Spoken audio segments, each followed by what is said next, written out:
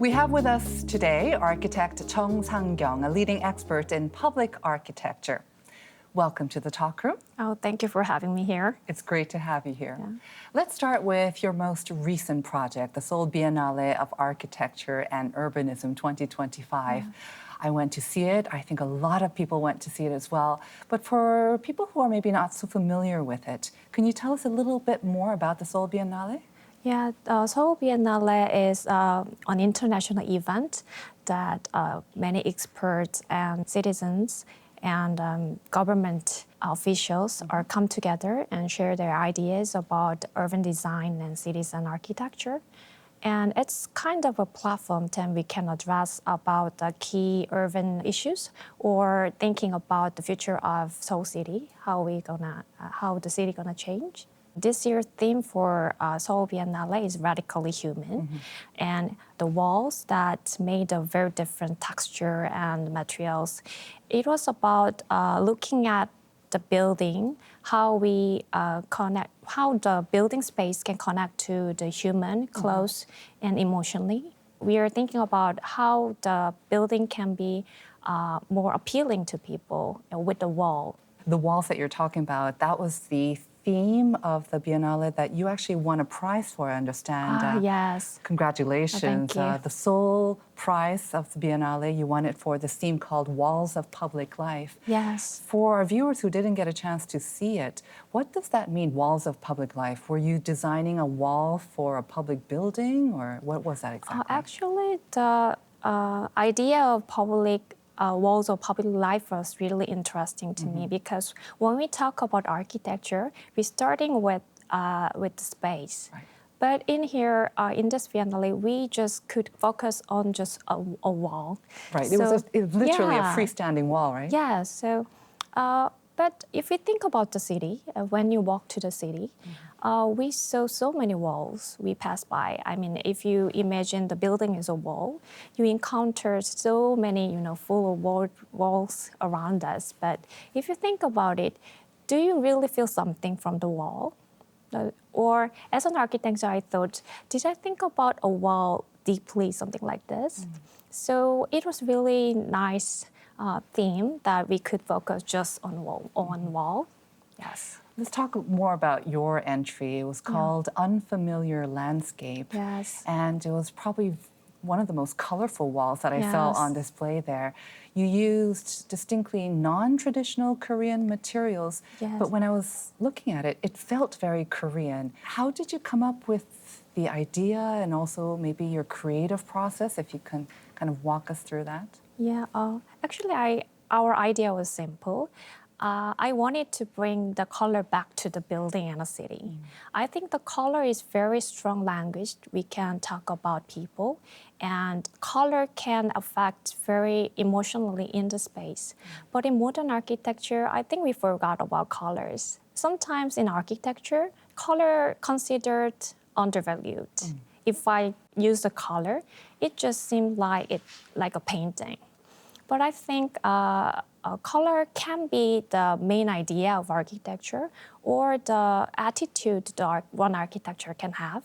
So our idea was simple, just bring back colors to the architecture and bring back to the city. Yes. It was a landscape, right? There was green, and there was like yellow and blue skies. And were they colors from your childhood?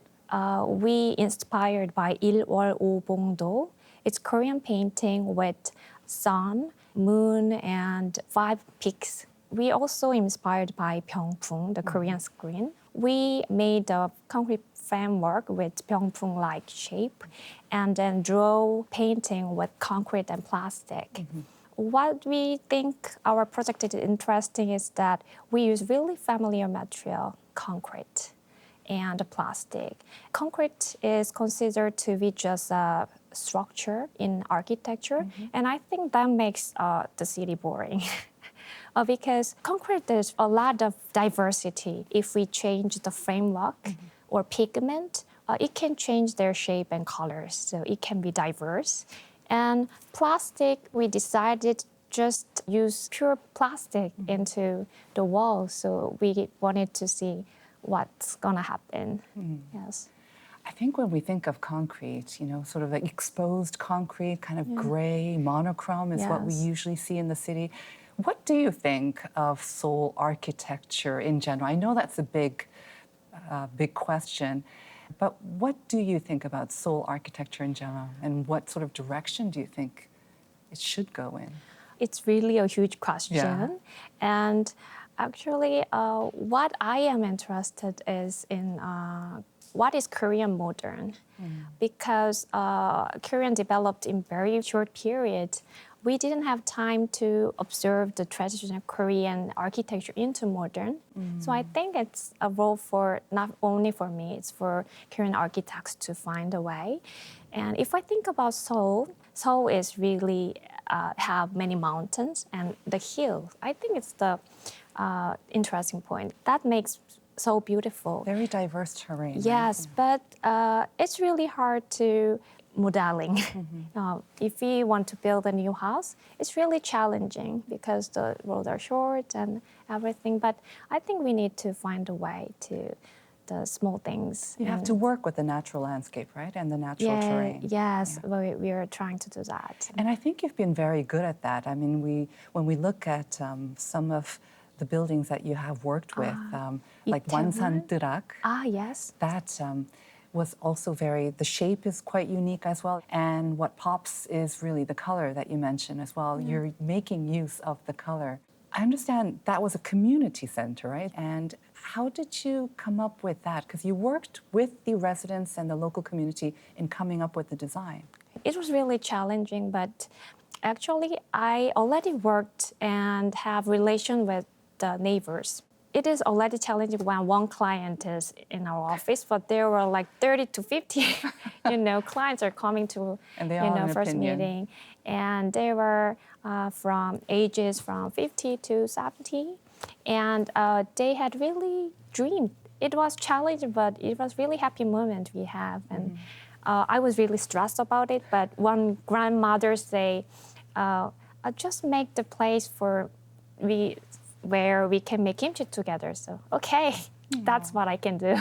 And the form and the color, it makes it seem very warm as well, warm and welcoming. Yes. I'm sure that the residents are very happy with the end result. Yes. Actually, in architectural way, the material and color have to follow the context. Maybe I had to use the same color, but what village people want was the brightening. One building can brighten the town. Yeah. So I use the same material as bricks, but I brightened.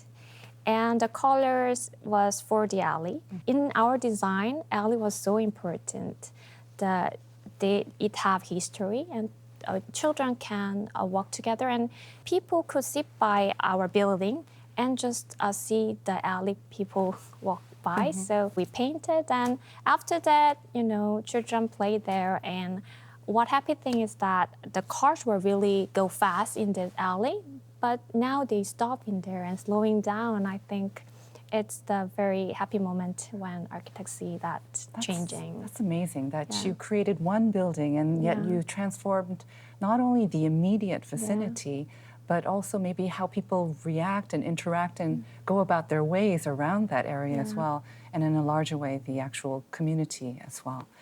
Now that's in North Gyeongsang Province, right? Wansan뜨락. Yes. But closer here in Seoul, there's another one that we can probably see a little bit easier. It's the Gyeongni Stair Street. Yes. And the name can be a bit misleading because it is a building, but it's called a street at the end. So that's a little bit misleading. It is in Gyeongnidan. Tell us about that. It looks very interesting. It is a building, but like the name implies, it feels like it's part of the street, or it feels like it's part of the landscape, like you mentioned before. Yes, we wanted the stair to be connected to the old alley. Yeah.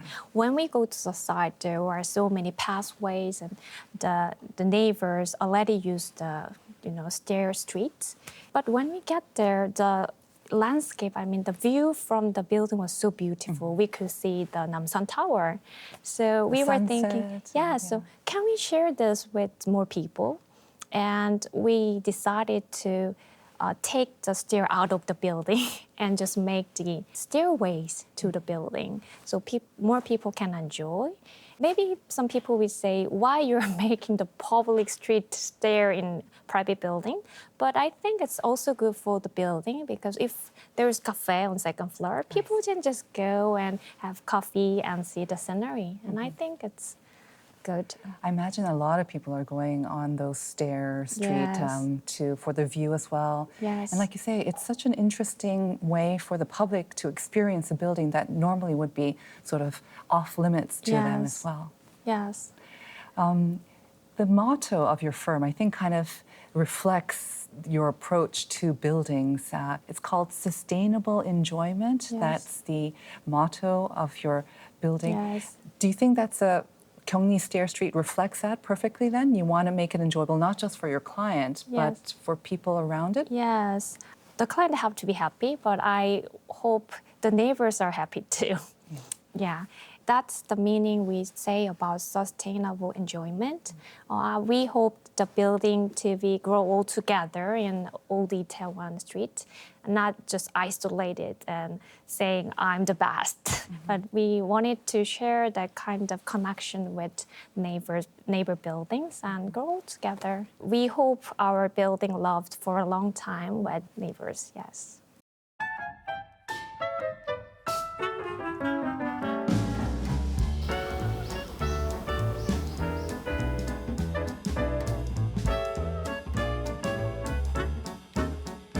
Hello, this is my usual spot in the office. I try to be tidy always because if it's too messy, I cannot work.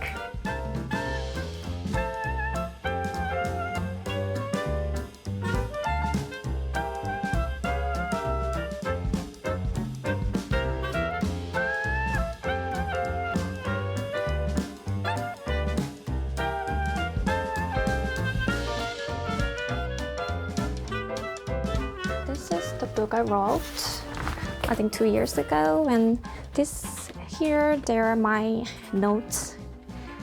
These photos I took while I'm traveling of the city, and I found some very meaningful spaces all over the world. And actually, these writings I wrote while I'm traveling, and I really learn much while I'm traveling, and it really affects my design.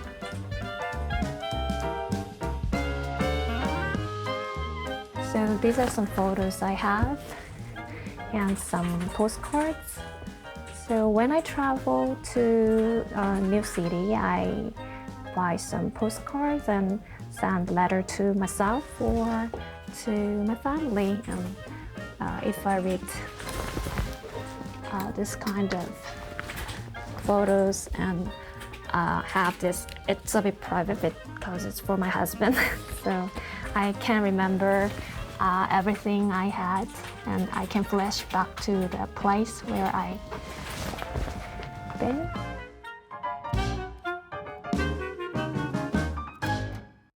Yeah, that's my husband. It's your husband, Yes. I see. And I saw a lot of postcards on your sort of board there. Yeah. Those are places that you've actually been to? Is that what you'd like to collect on your travels? Yes, when I travel, I always buy postcards and actually writing to my family or for me. And if I write to family, I tell them, give me back. That's why you had your... Because I have all the memories of traveling there. Mm-hmm. I have a friend who also collects postcards, and she actually asks for postcards whenever I go overseas as well, so she can use them as bookmarks, and it just allows her to travel without literally traveling as well. Would you say that you're inspired a lot by your travels when you go? Do you go to places that interest you as an architect, or do you just go where you want to go for rest and just relaxation? For me, I travel all over the world, but which country I go, there is 3 places I go every time. First one is the market, and the church, and the library. Because I think in the market I can see the cultures and the histories, and in the church I can see where this country's soul is. And the library, I think I can see the citizenship and the future of the country. So I go to the library. The markets I'm familiar with, and I also go as well. The church I can understand because usually they're just beautiful architecturally as well. But the library is quite a unique answer, I think. Because I think as a public building, I believe the power of a library that can affect to citizens, because a book can change one people's lives. So definitely. It's kind of my dream to design public library. Is there a particular library that has impressed you the most, and you kind of want to build something like that here in Korea? There are so many libraries I love. What I like London Library is it's really close to your house. It's just on first floor, and just you can lend the book and just take away. And the second library I can remember is a library in Berlin. It was university library, but when you go there, you felt like you're in the church. So when I read the book in there, I can be myself. And I also think the library was more spiritual than some modern churches. Well, speaking of church, I noticed a book that you showed us, and I have it here as well. 낮은 교회로 간 건축가. So it means Journey to Flat Church. Yes. These are the churches that you actually visited around your travels globally. Why churches? I mean, you mentioned before the 3 things that you go to, but like I mentioned, churches are considered to be aesthetically beautiful as an architect, but also this is where the craftsmanship, and I think people put the most effort in as well. They've always been. We have so many famous churches. Is that why you focused on churches too? Yes.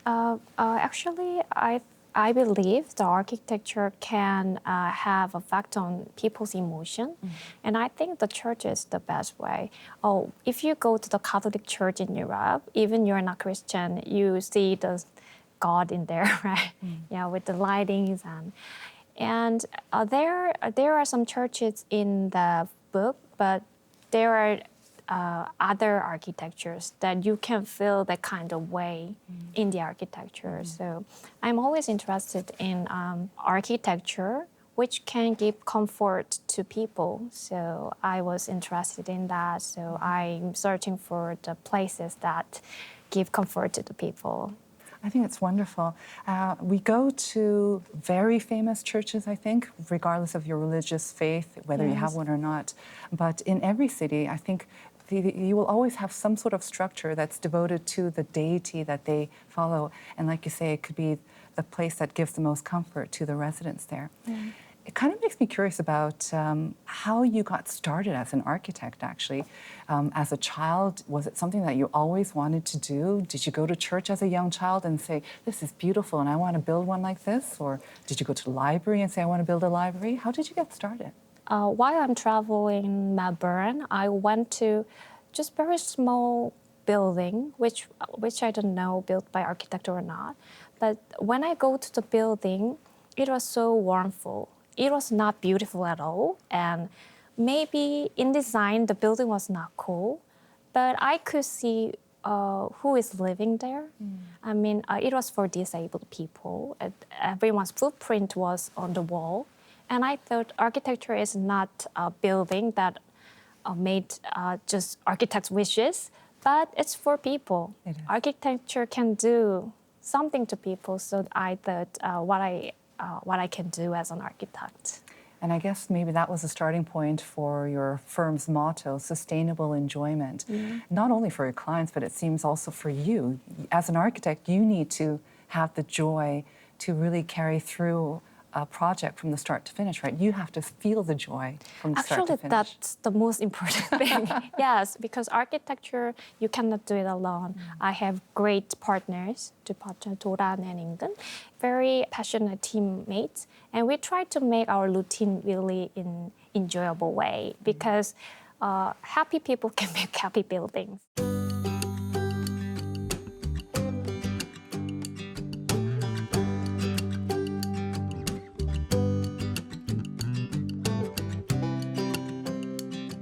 And actually, architecture is very long journey. If you design, it takes years and 2 years. Sometimes the design cancel, and when you propose a competition, you lose.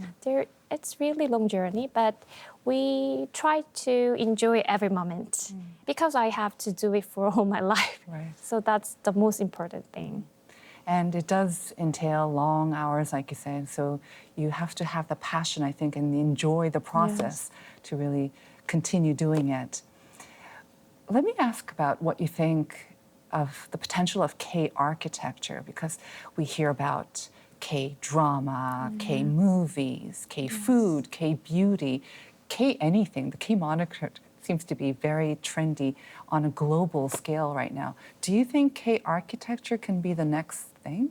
I think it's for a role to Korean architects to find what is Korean modern. I think the small change is starting from the small building. So for example, I think I cannot change, I can give some direction to K-art, but I can do in the small buildings I design. If one K building, care for neighbors and thinking about the alleys, not only public building, but private building can also think about it. If the small changes are made in a small building, I think KCulture can be made. So you would like to take it one building at a time, I guess. Yeah. Architecture is about creating space for people, of course. It's created by people like yourself. But our conversation today really reminded me of how important it is that we experience it in a joyful way and a sustainable, joyful way as well. So I want to thank you once again, architect Jeong Sang-kyong, for working with such heart and purpose. I look forward to your future projects as well. Thank you. Thank you. And thank you for joining us here on Talk Room today.